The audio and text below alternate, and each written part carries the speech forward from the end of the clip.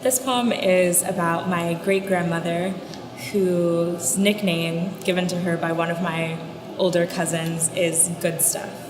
So the poem is titled Good Stuff. Grandma Goodstuff is not the porch she sits on. She is not the stories she tells. Yet this is how I picture her, words curled, wood chipped, paint fading daylight.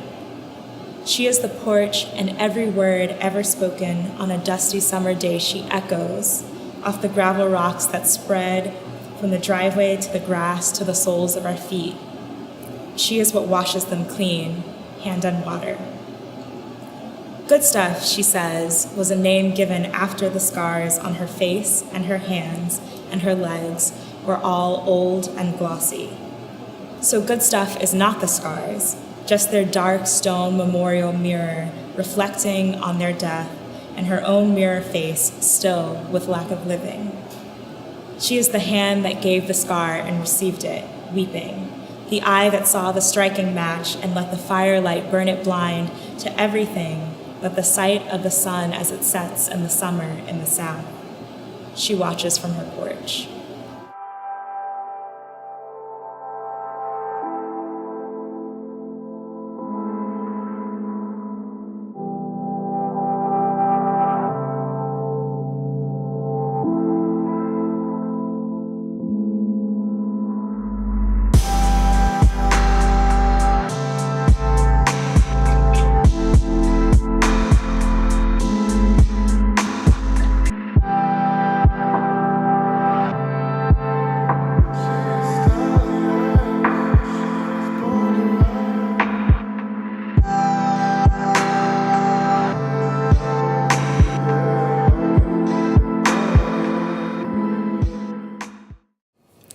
I have lots of things in my cup.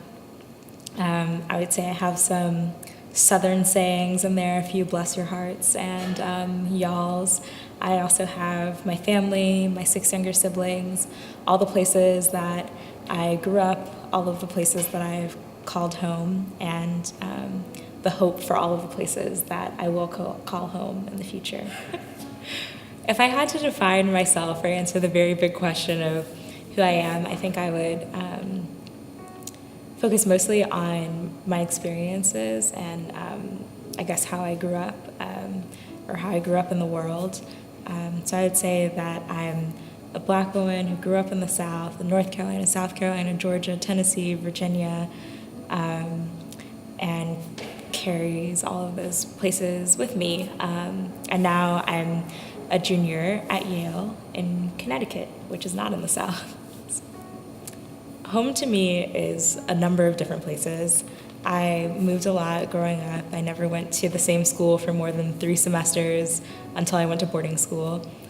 So I think the South broadly is my home. The boarding school that I went to in Chatham Hall in a tiny, tiny, tiny town in Southern Virginia is definitely another of my homes.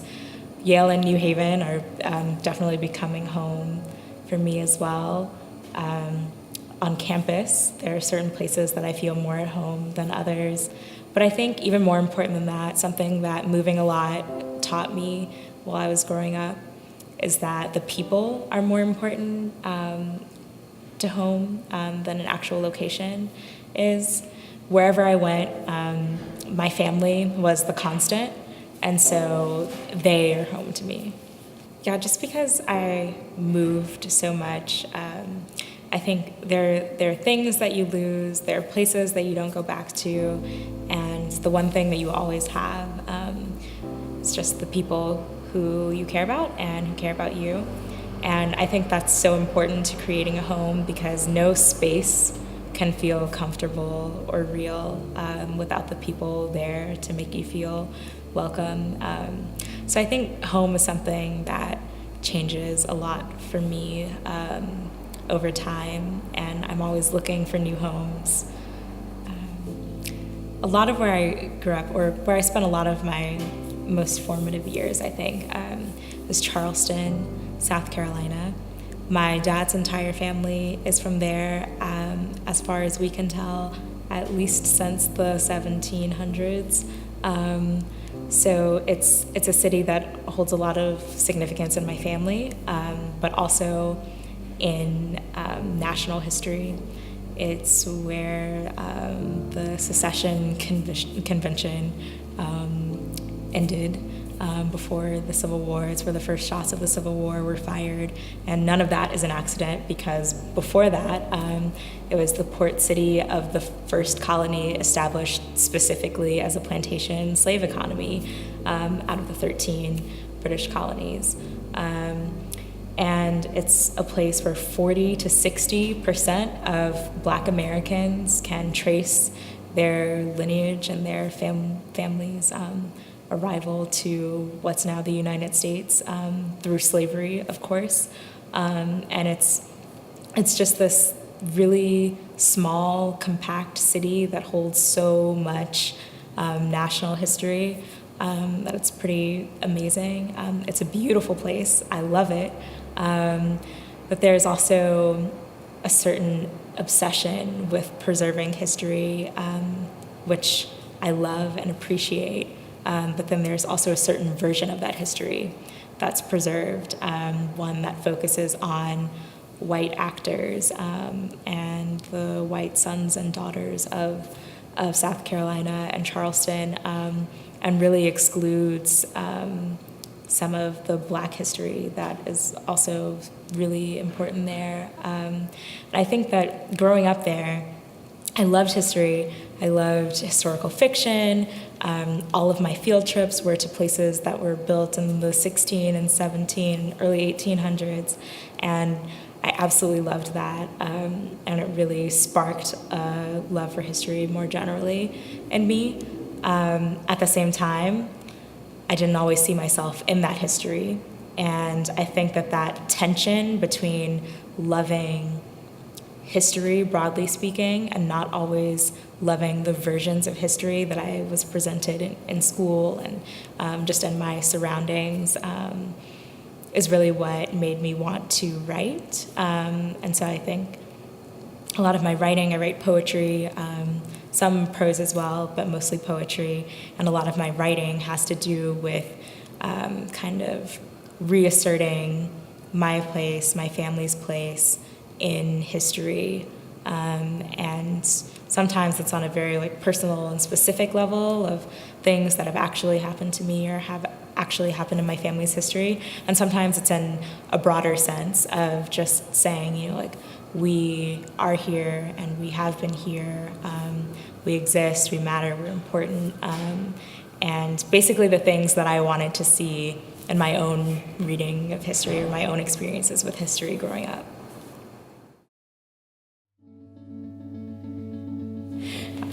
I'm the oldest of 7 children, which is my go-to fun fact. But I am definitely a big sister, junior mom kind of person. I see it a lot in my personality, and I really can't imagine not having 6 younger siblings. They're all amazing, 3 little sisters and 3 little brothers. But I think that they give me so much motivation in life and so much more reason to do things and at least try to do things well, because I want to show them not exactly what they have to do or what they need to do or what they should do, but just possibilities. And so I try to think of everything that I do and every step that I take as something that shows them one more thing that's open to them to try. And I think that having that and having them as, a reason to keep going, a reason to keep achieving has been really important in my life. My parents definitely also play a big part in who I am. From a really young age, I think whether they were trying to do this or not, really showed me the power of independence and independent thinking and doing things the way that will work for you. So I went to kindergarten for all of 4 months before I went home and told my mom that my spirit was disturbed because I didn't have enough work and class was moving too slowly and all of these different things. And being a great mom, but also being fortunate enough to be able to be a stay-at-home mom at the time, she was like, okay, well, I'm not sending you to school if your spirit is disturbed, so I'll homeschool you. And I think that was a really important lesson for me really early on about asking and receiving, and the power of that yes when I was only 5 years old really instilled in me that, certainly if at 5 I could make a big decision about my life and my education, that of course was also my parents' decision, then surely today at 20 or tomorrow at 25 or 30 or whatever, then I can make those decisions and take that charge in my life. And I think that's probably one of the most important things that my parents have given me. So I've been writing poetry for most of my life. When I was really little, my mom used to write every day, and so it started out as just mimicking her, and eventually it developed into a real love of poetry. And I think the most important thing to me about poetry is that you get to tell your own story in your own words and your own form, and I think that was really powerful for me growing up. The poems that I have here today are all very much focused on family history and personal history in really explicit ways. But this poem and the poem Good Stuff are both from a bit of a collection that I'm working on right now called Worries for My Children. And it actually came out of over the summer when there was yet another slew of unarmed black men killed by the police. I started working on these poems because I started just like getting kind of anxious in a way about children and my children and what world they would be born into if or when I have them. So I started writing what's almost a long letter to them. And I wanted to pull in some positive things from the same time as well, and hopeful things. And I think probably one of the most hopeful things to come out of the summer was Michelle Obama's DNC convention speech, and the one quote that she said at the convention, when they go low, we go high. And I think that quote is so inspiring in some ways, but then on the other hand, I think that it speaks to a certain obligation that women feel, that people of color feel often, to always, take the high road and strength under fire, which is beautiful, but at the same time, it still comes from going through a lot of fire.